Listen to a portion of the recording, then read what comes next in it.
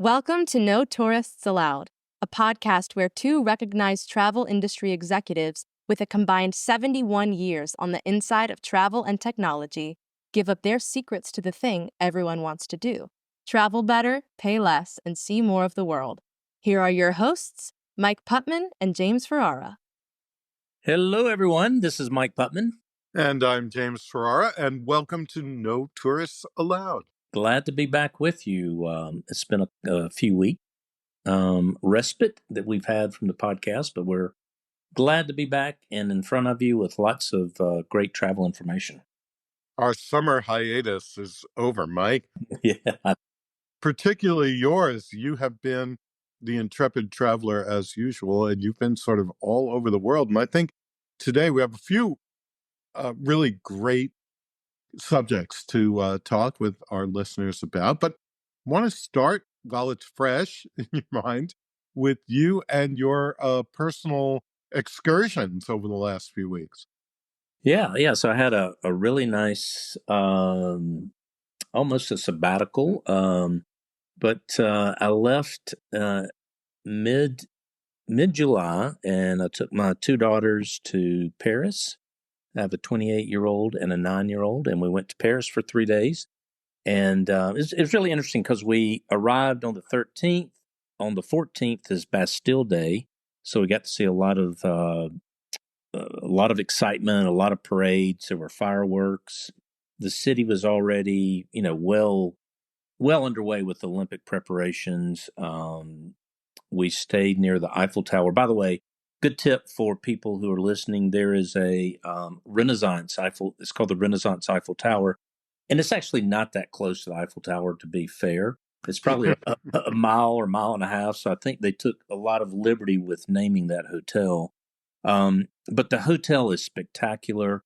It's a 1800 from the 1800s, a convent that was converted, 3 buildings into a hotel, and it is, James, you would love it. It is so impeccably designed, and it really exceeded what I would have expected from a Renaissance, even though Renaissance is a higher end hotel. But right in the middle of the courtyard, there is a third party who had this gorgeous, beautiful restaurant, open air restaurant, right in the middle of the courtyard. Service was fantastic. It was really an exceptional place to stay. So Renaissance, Eiffel Tower, some Marriott property. And that's on the left bank then. Yes. And did you like the experience of staying on the left bank? Is that where you usually stay when you go to Paris, or are you a right bank? I'm an wherever I can find a good deal bank and be centrally located. I'm a more price sensitive. I want a high quality place at a reasonable price, a somewhat reasonable price. That was somewhat thrown out this time because the Olympics were getting ready to be started. But we just had a wonderful experience. Went out to Michelin star restaurant one night, and James, you will know the chef, Christian Constance. Mm-hmm. Went to his place, and he came out and spoke with us and signed one of his books and gave it to us because we spent an extraordinary amount of money. Yeah, that was a lot of fun. And then from there, we took the Eurostar train, which was fantastic, from Paris North. And I love riding trains. I mean, that's one of my favorite things to do. And the Eurostar service was tremendous. We actually had coach tickets, not first class, and the service was excellent. Another great tip, traveling almost anywhere in the world except the United States is to travel by train. It's a great experience. You get to see the country a little bit more than if you were just flying over it, for example, or if you're on the highway in a car. And particularly in Western Europe and the UK, there's a great train system. So yeah, and you go center city to center city. So when you fly into any, in older cities where the airports had to be built later and built further out, like Paris or London or pretty much anywhere, you've got a 30, 40 hour commute into the city typically. Whereas with the train stations were built in the city center. And so you're from city center to city center. So it makes it a lot more convenient.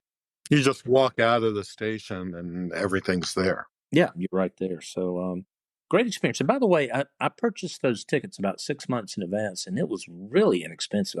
Like $39 or $40 for a train ticket for a 3.5 hour ride, which is great on Eurostar, which is wonderful service. But anyhow, I went to from there, went into Dortmund, stayed a couple of nights there. And the reason we went to Dortmund was Taylor Swift. So we went to the Taylor Swift concert. And Dortmund, is that a suburb of somewhere? Or? no, it's a city. It's a city. It has one of the most famous German soccer teams, football teams. And it's really, that city is built around the football team. It's not a terribly big city, but it is all about football there. But there were no matches. But went to the Taylor Swift concert, which I was not super excited about going. I was just, wanted to be there to make sure my daughters had a good time and a safe time. You're going to get the hate mail from the Swifties now. Well, it's not that I didn't like her. It's just not my cup of tea. And anyhow, I went and I had a great time. I mean, the production. I've been to a lot of big concerts, and this like trumps everything multiple times. Well organized. They had people walking around passing out water so no one got overheated. It was just a lot of really nice touches, and it was family friendly. Let me put it that way. I think her content in general is family friendly, but she does some things during her show with kids, and it was really nice and just extremely well done. But it was 4.5 hours. I mean, the poor girl was up there for 4.5 hours, and she might have, gone to the dressing room for 5 minutes a couple of times, but she puts on quite a show. Wow. And your daughters, I'm sure, were happy with that. Crazy happy, yeah. It's a great experience. And then from there, we went back to London and spent a couple of days. Went to Anchor and Hope, as you know, my favorite restaurant in London, and had a great experience. And then sent the daughters home, and then I went up to Scotland. I had one of my friends meet me in Scotland, and in London. Then we took the train up to Edinburgh and played 12 days of golf every day. Took one day off and then played 3 days more, and then came home. But played, without a doubt, some of the best golf courses in the world. I mean, we played several top 100 golf courses. St. Andrews, Muirfield, which is extremely hard to get on. Royal Aberdeen, Cruden Bay, Nairn, Brora, and I'm a member of Crail, which is a course just below St. Andrews, and played a couple of rounds there. But just had a wonderful time. I mean, excellent food, beautiful. They've gotten a lot of rain in Scotland this summer, so more than they normally get. So everything was really green, not really browned out like it is a lot of times. Again, the food was great. The people, one of the reasons I love Scotland so much is the people. People are just really, really friendly, very warm, appreciative. For me, it's the food.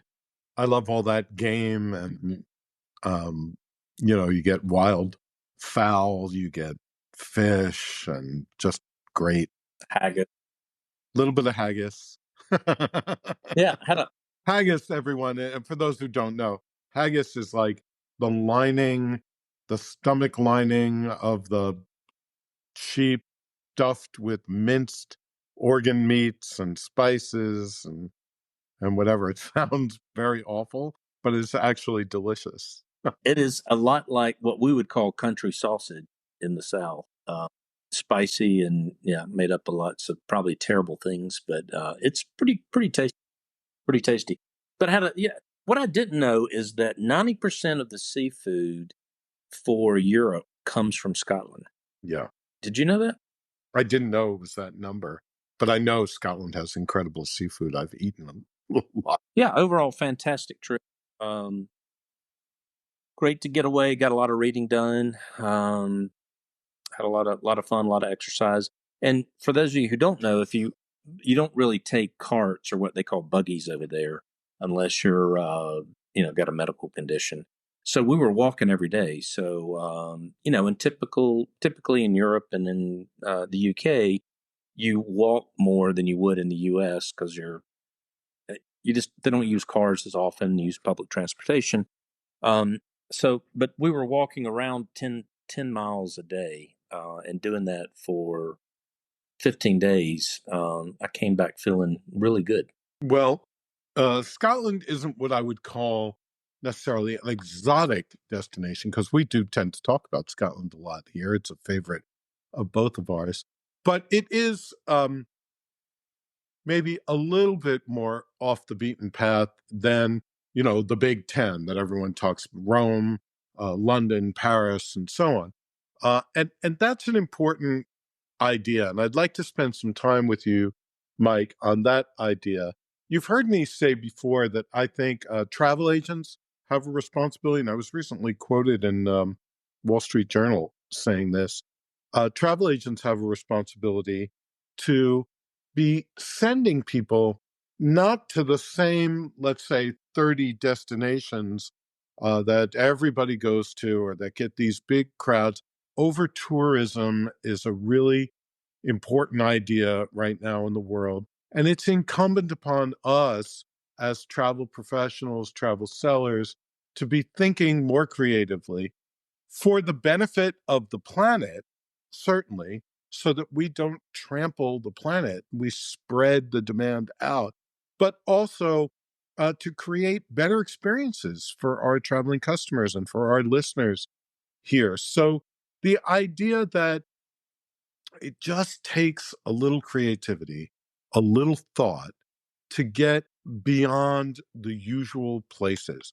I mean, we live now in an age, and this has been going on for quite some time, where television programs like food and travel shows on television, and where social media with people sharing where they're traveling around the world, where we have more information than we've ever had about places in the world that may not be so commonly known, that now is the time to take advantage of all that knowledge and all of those experiences that have been shared with us.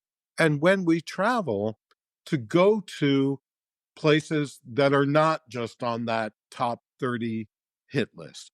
The world is full of beautiful places, thousands and thousands of interesting, fascinating places, fun places. And it just takes maybe not being lazy to go and find some of these places, and it's better for everyone. And I have a good example in that friends of ours, Mike's and mine both, just came back from a big family trip to Iceland. And Iceland is certainly more popular the last 5 years or so than it's ever been. Uh, and there's good reason for that. It is naturally beautiful, right? Stunning landscape. And there are lagoons and hidden lagoons and geysers and mountains and just beautiful. Yeah, glaciers and so forth as well. So they've just come back from this trip, and one of them told me Iceland was their favorite part of the trip to see all those things I just mentioned. But they went on to go on a cruise from Reykjavik to the Norwegian fjords. Also incredibly beautiful. I've done that trip myself. They sometimes refer to that itinerary as the most beautiful cruise in the world, right? In and out of these Norwegian fjords into small towns and big towns tucked away in the fjords, waterfalls and incredible scenery, incredible history. And it's a known destination, but again, probably not on that top hit list. So something maybe for some of our listeners to try. And all the major cruise lines do these Norwegian fjord cruises. And just it's interesting to me to think, and important to me, to think about these places in the world that we can go where we're not doing what we've been doing in Venice, for example. Or there's been big pushback. You've seen this in the headlines in Barcelona recently, and it's continuing on, right? Now, Barcelona happens to be the departure port for a lot of Mediterranean cruises. So not only is it a beautiful city in Spain, and it has incredible architecture and great food, but it's where you have to go to get on the cruise. So we're sending tons of people to Barcelona. We're sending tons of people to Venice for the same reason. Cruise departure port and incredibly important a center of art and culture and the beautiful canals and so on. But there are so many other destinations in Italy that are equally beautiful, equally interesting. And we just have to push beyond. We have to maybe subscribe to some travel bloggers on Instagram or Facebook so that it gets your juices flowing about other places you could see in the world. You get what I'm saying, Mike? Yeah, yeah, absolutely. And there's so much content out there today that wasn't there, you know, 30 years ago. We were relying on photos and Frommer's guidebooks, and even though those guys did a good job, and Rick Steves, but there's a limitation of printing a hard book, once a year or twice a year, and how much data can get out there. But today there's so much information that's available, and getting beyond those primary cities to the tertiary cities, you're going to find the people are more open. You're going to find it's less crowded. You're probably going to find better food overall. Maybe not the high highs, but you'll certainly find more of a authentic experience, which is part of the ethos of this podcast. So, you know, going to Rome, everybody needs to go to Rome, right? I mean, there's certain things you want to see, the Colosseum and so forth. But once you get through seeing the sights and spending a day or two, take a couple of days to go up the road somewhere and get something a little more authentic. I also say challenge your travel advisor, guys, right? Say, I've been thinking about going to Rome, but give me some alternatives. Or Athens, and I'll give you one. Go to Sicily. And in Sicily, there's incredible Greek and Roman archaeology, incredible, ruins and temples you can visit in Agrigento and Siracusa. In these, and Sicily's incredibly beautiful and much less traveled than other parts of Italy. And so I say, challenge your travel advisor. I've heard about Paris, but give me someplace else to go that might have some of the appeal of Paris, but maybe not the crowds and maybe a little less traveled. And I bet a really good travel advisor will come up with some brilliant suggestions.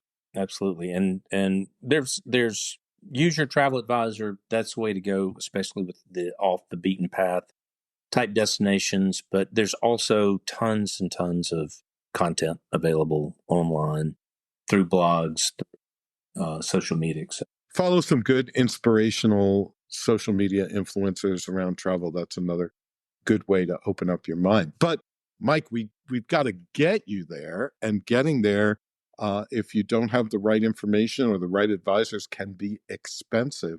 I know you've got some news about what's going on in airfares in the marketplace. Yeah, absolutely. So right now there is some special. The air market is really strange, and we generally talk about business class deals because that's where you can find huge value and a lot of comfort. Certainly makes the travel experience better. These are not the coach prices, but I'm going to tell you about some business class deals that are out there right now. And what happens is the market will go up, it'll go down. The airlines will need to generate some cash for their quarterly financials, and they'll drastically reduce prices. So what is going on right now is really crazy prices to several Asian destinations. I'm going to talk about Asia first, and there's some to Europe as well. But there are airfares in business class to Bangkok, Manila, Ho Chi Minh, and Singapore from Canada. So these are departing from Canada, and these prices are as low as $2,409, including taxes. So business class all the way to Bangkok, as an example, $2,500. Also, these will allow a free stopover in Europe. So if you route through Europe, then you can actually get a free stop. So you could take Turkish Airways, Air France is participating. So you could stop over in Paris, as an example, at no additional charge. Al Nippon is participating. So if you plan this right, you could probably do round the world type trips. And again, you just got to get yourself to Canada, right? But in comparison, these tickets would be $8, $9, $10,000 round trip. So we're seeing 75% off to Asia right now in business class. So to qualify for these, you have to have a 28-day advance purchase. So you have to buy it at least 28 days. You can stop over for up to 90 days in Europe. So that this is an unusual feature. So you don't have to stay 90 days, but you can stop over up to 90 days. Fares are non-refundables, and penalties do apply. So that's Asia. But I also want to talk about for 2025, for those of you who can plan in advance, the airlines, the major airlines have dropped fares to Europe, either going to Europe or originating from Europe. So going both ways to certain cities. And those cities are Dublin, Budapest, Zurich, and Barcelona and Madrid. But their airfares as low as, I'll give you this, Phoenix to Dublin, round trip in business class, $600 plus taxes. And that's on Delta. New York to Budapest, $500 business class round trip on American Airlines. So you got to plan in advance, stay over a Saturday night. This particular special, you have to book between 150 days in advance or 90 days in advance, depending upon the cities. And you can begin your travel. So even if you're not going to one of those cities that I suggested, you could fly into Dublin, as an example, business class, take your long haul, your 8-hour flight over to Dublin or 7.5-hour flight over to Dublin. And then let's say you wanted to go to Dusseldorf, which is where I went. You just grab another ticket, coach or whatever, from Dublin to Dusseldorf. It's probably an hour and 15-minute flight, and you can get to your destination. But these gateway cities provide significant discounts, and you can start your travel in the U.S., or if you want, you can, if you're already in Europe or you've already got a one-way to Europe, you can start in Madrid, Barcelona, and Lisbon, and fly back. And there's one other one I want to mention, and that's Lisbon to Miami. And this is for first class, by the way, not business. So some airlines just have two sections. They have, coach and business, which lie flat seats, but others actually have a true first class. This first class from Lisbon to Miami round trip is $2,445. So that ticket would normally be about $14,000, to give you a point of reference. So some fantastic deals going on right now. I tried to book my flights to an event we have in Sorrento, Italy, in the fall. And I tried several months ago, 3-4 months ago, and the prices were outrageous. And I decided to wait it out. And now for the last month or two, there have been price wars going on in airfare, or for other reasons, as you suggested. Airlines have been dropping their fares. And now I can get that it turned out to be right thing to do. It isn't always the right thing to do. So this is a bit of a gamble. But because I waited, I can get that flight for about half what I was being quoted at the time earlier this year. So there are big sales going on out there, just basically everywhere.